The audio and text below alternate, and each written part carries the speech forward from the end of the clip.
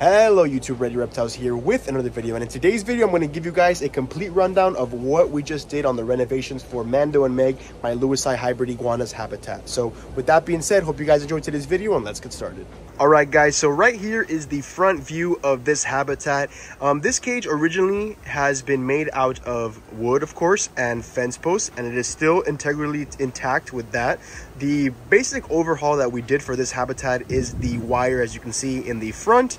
We also went ahead and make modifications to the top of the roof. So right now, as you can see, you can actually see inside because we went ahead and painted this wire so that it has a kind of depth effect, clearer view. You can see I went ahead and renovated the inside a little bit as well. And then if we go on to this quarter side of the panel, we also changed out the wire here. It's just another viewing panel for Mando and Meg, of course. The sides are still the same. You can see there's some fresh wood in some places. And then we also went ahead and worked on the roof, which I'll give you guys a better shot now. But as you can see, we used some aluminum panels to go ahead and fortify it as the mesh for the roof. We also put some aluminum galvanized steel on the back just to kind of provide shade. So if you notice, half this habitat is shaded and the other half is sunny. Right now it is about almost 4 p.m. here while I'm recording this video. So it's not the peak sunlight, but at 12 p.m. when the sun is peaking the sky, this gets absolutely beautiful, you know, basking areas. And I've posted videos of that on my Instagram before. So this is kind of an overview. If you look on this side, excuse all the mess, but there's just clutter everywhere in some parts. We also went ahead and changed out the wire. I'll also give you guys some shots of the old chicken wire mesh and then kind of what I used before for the roof. So right here is the old wire. While a lot of it is actually still in good condition, as you can see, there is a bunch of it that is rusted out. So the issue I was having with this is that obviously when this creates rust, the iguanas were going ahead and escaping through the hole. You can see here's one of the big gaps that it had. I had this problem with Mando twice and Meg about 4 times. Luckily, every single time I was able to get them. While I will say that is a very bad thing to happen, because these animals, if they did get released into the wild, it would be a potential for them to become invasive. While I was able to get them every single time, I will say that is my fault that I didn't go ahead and put this thicker, you know, gauge chicken wire mesh beforehand. So I am acknowledging that. I'm also advising, if you guys are going to go ahead and take on a project like this, or you're going to get an animal, in an attempt to save a little bit of money, it's just better to actually go straight to the more expensive material, because you're obviously saving some time, and over, you know, a long period of time, it'll last you a lot longer. This held up for about 6 years almost. So yes, that does last a while, but this will definitely be a lot better because 1, we painted over it, and 2, it is galvanized and not this kind of more metal aluminum material where maybe not aluminum, but it's just kind of more steel, so it'll rust out a lot faster. And if you look right behind, I had these plastic corrugated panels as the sunshade in the back, and right now it is galvanized steel, if you can go ahead and see right there. And so once everything is unlocked and all, you know, unhinged, you go ahead and come inside. This platform right here is actually brand new. I also went ahead and fixed that back basking platform for them. Mando right here is the male, absolutely enjoys and loves hanging out on this platform. He spends majority of his time there. You can see he's bobbing his head.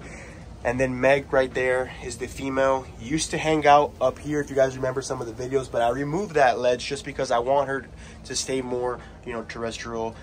She has enough spaces to hide and walk around up here. So she's kind of hanging out up on this structure. Went ahead and put a dog hide in, and I also added all the rocks that were in the corners and kind of throughout the area of the habitat, and just kind of made it like a little cave system. They're a little bit spooked still because it's only been like 3 days since I went ahead and put them in here. And as you can see, here is their dish that's all dirty because of the sand. And then in here we have 2 redfoots and 1 yellowfoot tortoise. So it's a 1 male, 1 female redfoot, and 1 female yellowfoot as well. They go ahead and hang out in here with these iguanas. So that's a quick overview of exactly what is going on. I'll also go ahead and show you some of the structure here in a bit. So for this next clip, I'm going to 0.5 it to give you guys a little bit more of a, you know, clearer view, because if I didn't, it'd be kind of too close. This is a 6-foot high habitat, but it also comes a little bit shorter in the sense that I have about 1 truck bed full of this, you know, sand mixture in here for them to lay eggs and kind of burrow around. So it lifts up a little bit. It's also 8 foot wide, or 8 foot long, 8 foot wide. So it's 8 by 8 by 6. Plenty of space for these two. I could have done it a lot bigger, but this is what I did at the time, and they both are very comfortable. I will not be introducing any more animals in here in the sense of iguanas. I have had some tortoises in here, as you guys saw earlier, but I won't be adding so much as I want to get those in their own habitat. So back to the structure here. As you can see, up above me are these 8-foot panels. If we look back here, I have some excess actually that I have to cut off, but this is very thick. This is also aluminum, or like a stainless steel material. It will not rust out, hopefully. I don't know exactly what it's used for. I believe it's used for laying concrete, so I know it's going to have good structural integrity.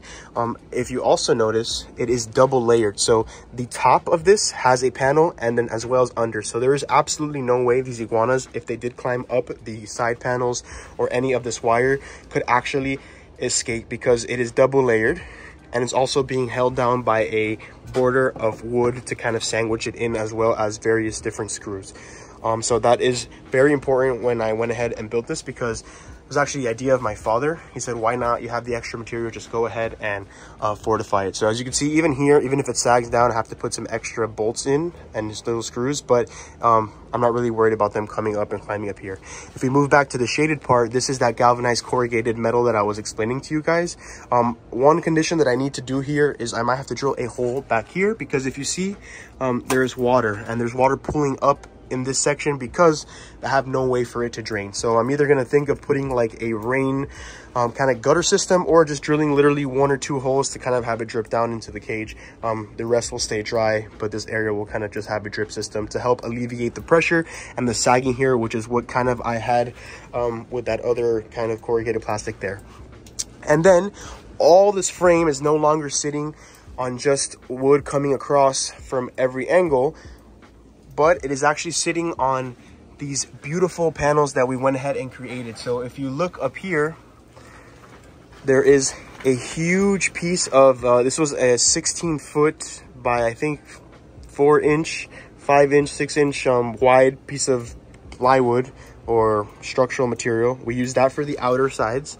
And then if you look right here, we used a 2x6 to basically fortify the back. And there's L brackets all along the habitat, and that is what the roof is sitting on. Now they're all obviously structured in, held in nicely by different bolts. So there's lots of structural integrity within the roof of the habitat, as well as when it comes to like the door and these frames that you see in the panel. The only thing that I have yet to finish is this back panel, but they obviously don't really mess with it, and it is not rusted out because it's kind of more protected from the elements. So I will go ahead and change to this wire, or maybe even something like this, because I have some extra. I'm just to kind of give it a little bit more security. So I'll give you guys some more clips of these iguanas just kind of hanging around. Here is Meg. Meg has to be around almost 7 years old. Mando's probably hitting 8 years old. If I had to suspect that they were less than what I just said, they are probably no younger than 6 years old. She has obviously laid eggs for me in the past 3 times. I've had 3 clutches from her. My last video you guys saw, I introduced you guys to the baby Lewisi hybrid iguanas. I have 8 of those that hatched out. And then they're doing really good. She is the more friendly one out of the 2. She is super inquisitive, has always, you know, tried to jump on me and hang out. She came around a lot quicker than Mando did. But Mando is the male. He is absolutely beautiful. He is tolerable of being pet. When I do pick him up sometimes, you can see it's, you know, those nails are very, very damaging. But it's normal for, you know, reptiles with sharp nails, because they use those to climb. As you can see, I've offered plenty of things for them to walk around and basically, you know, bask around and do their thing. I also added a telephone pole here to kind of pick this up, because in the past it has kind of sagged down, probably because of the weight of the iguanas, but also just wanted to add it for extra security. It's also being held by those L brackets, not as wide, but enough for them to kind of, you know, hold them up there. It's done its job very well. So Mando is looking nice and chunky and kind of resting on his platform. There's Meg. They ate Missouri, so that's why they kind of have a fuller belly yesterday. And then here's some extra kind of logs, rock structures. This is this weird like grass thatch that grows In Spanish, I call it pasto, or it's basically like a pasteurized grass that grows. It popped up randomly. If you've seen on my Instagram, it goes all the way to the top here, and I had to trim it down because I did not want it to damage, obviously, what we built, and it was already damaging what we had previously built because I had that bigger wire all over this side, and it was just kind of growing through. I had less of a shaded area for these iguanas. So I also wanted to note that all panels that you see for wire, basically for the door, for this side view panel and the other one on this side, are sandwiched in between two pieces of wood. So you have the outer layer and then you have the inner layer. So this is very fortified. There's no way that they would be able to get out through any gaps. The only way is that if this started, you know, rotting like it did previously, we'd have to go ahead and redo this wire, but I'm sure I will not have a problem for a long time. But that is just kind of what went through with this process. If we go ahead and jump on this stump right here, I'll show you the roof from up here. You can kind of see the water kind of pooling up a little bit, but we'll go ahead and take care of that. There's also some extra support beams across these wooden panels, just so that it can have, you know, extra structural integrity to make sure that this aluminum thing really holds on. And as you can see, we use washers and nails for that. But everything is nice and structurally integral. This has withstood hurricanes, and you know, it's done a good job. I just kind of want to show you guys that you can do a lot with wood. Obviously the wood eventually one day will rot, but when I cross that bridge, I'll go ahead and, you know, address that issue by basically fixing or, you know, making a new structure with aluminum poles. I did look into that before I went ahead and did this whole kind of restructure, but the issue is that it's very costly, and it's a lot of money for the area and effort to put into this. So I already had a structural build, and I just wanted to go ahead and just change out the wire, which is really what was needed. And if you also notice down here, these are 8-foot fencing posts. These are from Home Depot, and these are the literal fence posts that you put up between these, and these work really well as a base. So they're 3 high, and these are 8 foot long. So we did it 8 by 8, and then we did 6 foot high, give or take, if you're measuring from the outside or the inside. The last final step for this is obviously paint. I did a poll yesterday on my Instagram, and I'm going to go ahead and paint this like a chocolate brown, just to kind of give it a little bit more of a nicer look. But like I said, very, very structurally intact.